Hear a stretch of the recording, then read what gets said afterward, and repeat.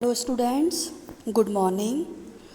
आज हम क्लास 7 से आपकी सहायक बुक बाल महाभारत का चैप्टर 1 का अध्ययन करेंगे, जिसका शीर्षक है देव व्रत। तो आइए देखते हैं कि कहानी किस प्रकार से है। कहानी में सबसे पहले हम पढ़ेंगे गंगा के बारे में।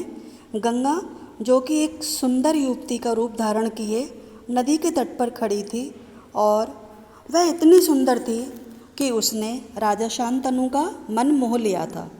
वह बोली, मैं आपकी पत्नी होना स्वीकार करती हूँ, पर मेरी कुछ शर्तें आपको माननी होंगी। राजा ने कहा, अवश्य। राजा शांतनु ने गंगा की सारी शर्तें बिना सोचे समझे मान ली और वचन भी दिया कि वह उन्हें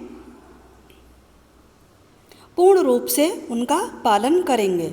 समय पाकर गंगा ने शांतनु को कई तेजस्वी पुत्रों को जन्म दिया, परंतु गंगा ने उन्हें जीने नहीं दिया।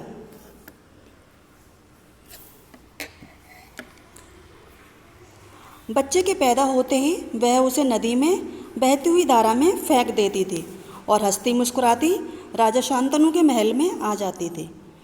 गंगा के इस प्रकार व्यवहार से राजा शांतनु बहुत चकित रह जाते, लेकिन वह वचन दे चुके थे, इसलिए कुछ नहीं कर सकते थे। सातों बच्चों को गंगा ने इसी भांति नदी में एक एक करके बहा दिया। 8वां बच्चा पैदा हुआ। गंगा उसे भी लेकर नदी की तरफ जाने लगी, तो शांतनु से रहा नहीं गया। माँ होकर नादान बच्चों को अकारण ही क्यों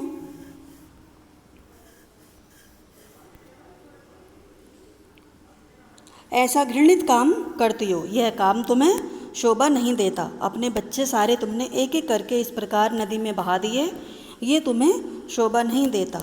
राजा की बात सुनकर गंगा मन ही मन मुस्कुराई, परंतु क्रोध का नाटक करती हुई बोली, राजन, क्या आप अपना वचन भूल गए?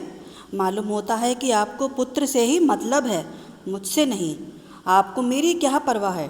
ठीक है, पर शर्त के अनुसार मैं अब नहीं रुक सकती हूँ। आपके इस पुत्र को मैं नदी में नहीं फेंकूंगी। यह कहकर गंगा बच्चे को साथ लेकर चली गई। यही बच्चा आगे चलकर पितामह के नाम से, भीष्म पितामह के नाम से प्रसिद्ध हुआ। गंगा के चले जाने से राजा का मन बहुत दुखी हो गया। उन्होंने अपना राजपाट से जी हटा लिया और दुखी रहने लगे। एक दिन राजा शिकार खेलते खेलते गंगा के तट पर चले गए, तो देखा किनारे पर खड़ा एक सुंदर युवक गंगा की बहती हुई धारा पर बाण चला रहा था। बाणों की बौछार से गंगा की प्रचंड धारा, प्रचंड भयानक, एकदम रुकी हुई थी।